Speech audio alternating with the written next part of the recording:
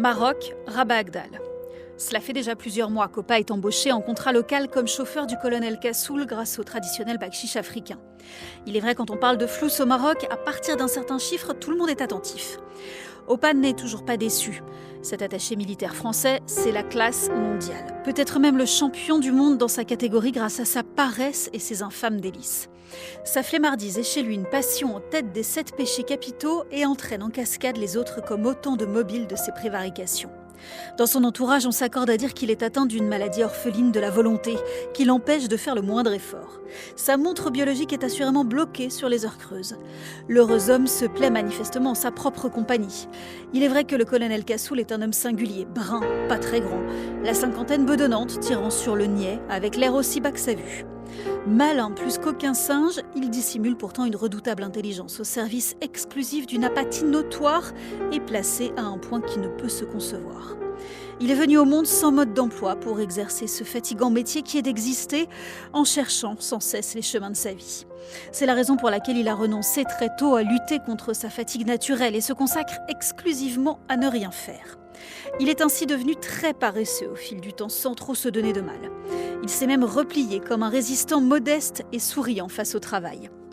Affamé de lui-même, il s'enivre quotidiennement à la paresse avec l'insouciance du soleil qui broute l'herbe du lever jusqu'au coucher.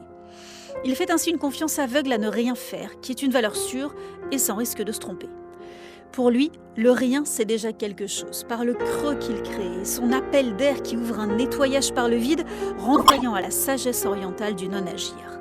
Il a compris que pour trouver le sommeil à volonté et satisfaire ses envies douces de sieste ou de grasse matinée, il faut surtout s'abstenir de les chercher dans une indifférence sereine et une passivité volontaire.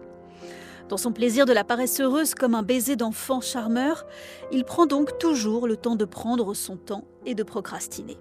Car en s'ennuyant comme un enfant, il éprouve le plaisir agréable de plonger librement en lui-même et d'être à soi. Mais quand acculé, il doit se confronter au travail qui le poursuit sans relâche et survient par surprise. Cette douce flemme du relâchement de soi se retourne brutalement contre lui. En l'importunant, elle lui procure alors une grande souffrance et accable par traîtrise sa négligence. Tout à coup, son vagabondage d'esprit est atteint d'une insoutenable tristesse qui brise profondément son bonheur de la somnolence et de la gourmandise impatiente du démon de midi. L'oisiveté du colonel Kassoul est bien l'oreiller confortable du diable dans lequel il enfouit son visage jusqu'à l'assoupissement. Si bien qu'avec sa pipe chaque homme auteuil, qu'il fume fort glorieusement jusqu'au péché d'orgueil, personne ne l'apprécie réellement et tous s'en agacent sous cape. Au fond, comme tous les hommes privés du sentiment de désintéressement et insensibles aux valeurs du travail, il est un parasite à la charge de la société qui ne sait contempler et aimer que lui-même.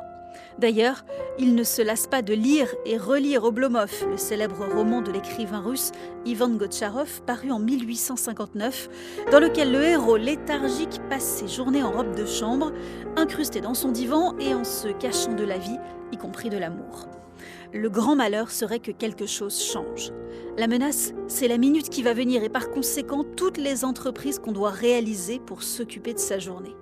La paresse est l'avenir des hommes comme lui.